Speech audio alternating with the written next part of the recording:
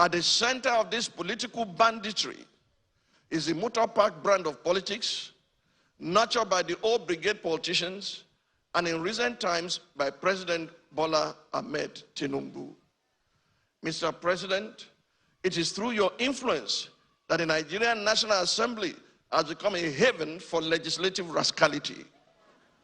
Mr. President, it's under your watch that the National Assembly has become an extension of the executive, grossly violating the principles of separation of powers and rubber stamping the whims and caprices of your office, all while singing the international anthem of psychoviolence on your mandate, we shall stand. Mr. President, thanks to your political machinations, Nigeria is now bedeviled by a captured National Assembly, the most ineffective in its checks and balances role since the start of the Fourth Republic.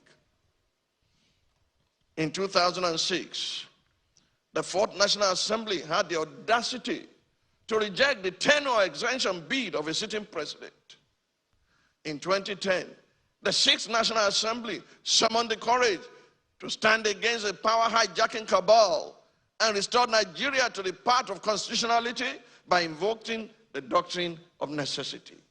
In 2011, the House of Representatives of the Seventh National Assembly had the courage to elect its leaders, as did the Senate of the Eighth National Assembly in 2015, defying executive interference.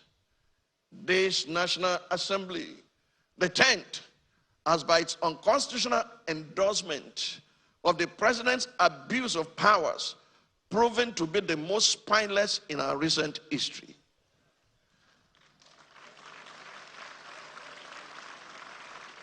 Through its actions and inactions, the National Assembly has in effect become the 48th member of the president's cabinet.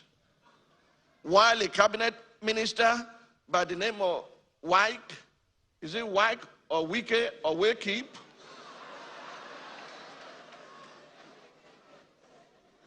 While a cabinet minister has more or less become a third-time state governor in Rivers State, pampered by the indulgences of the president. Recent events have made it clear to Nigerians that had this assembly been in place in 2006, when the third-term agenda was proposed, our democracy would have since morphed into one of Africa's lamentable tales of sit-tight dictatorship.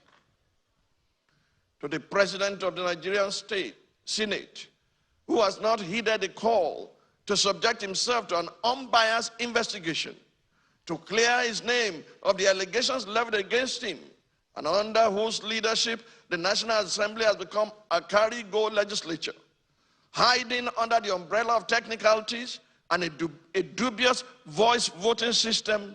I leave you and your conscience with the words of Frederic Bessières, former deputy of the French National Assembly. He said, and I quote, "When plunder becomes a way of life for a group of men in a society, over the course of time, they create for themselves a legal system that authorizes it and a moral code that glorifies it." To the President of the Federal Republic of Nigeria, under whose brand of politics the institution of legislative oversight is collapsing and our democracy is faced with an existential threat, I say, Mr. President, Nigeria is too delicate for this kind of politics. If this state capture was what you meant by a Milokan, it is an anticlimax that can only be counterproductive at the end. I urge you, Mr. President, to think deeply and reflect on these words. No man is wise enough, nor good enough to be trusted with unlimited power. Mr. President, please stop playing God.